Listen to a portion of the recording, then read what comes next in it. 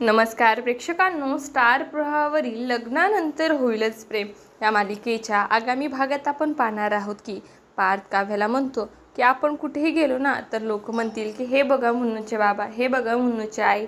तुम्हाला कळते का काव्या, आपल्याला एक नवी ओळख मिळेल. मी खूपच आनंदी आहे आणि तुम्ही मला आनंद दिलाय, मी हे कधीच विसरू शकणार नाही.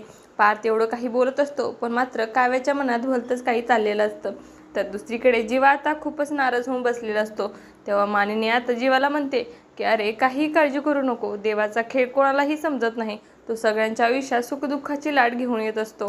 तेव्हा जीवा आता मानिनीला म्हणतो, नेहमी असंच का होत असतं? ज्याला जी गोष्ट पाहिजे असते देव त्याला फटका फदर का देतो? आता नंदिनी आणि मला आमचं मूल हवं होतं, पण काय झालं, नंदिनी आई होणं कठीण आहे. असं काही आपल्याला येणाऱ्या भागात पाहायला मिळणार आहे. तुम्हाला जर आपला व्हिडिओ आवडला असेल तर चॅनलला लाईक, शेअर आणि सबस्क्राईब करायला विसरू नका. धन्यवाद.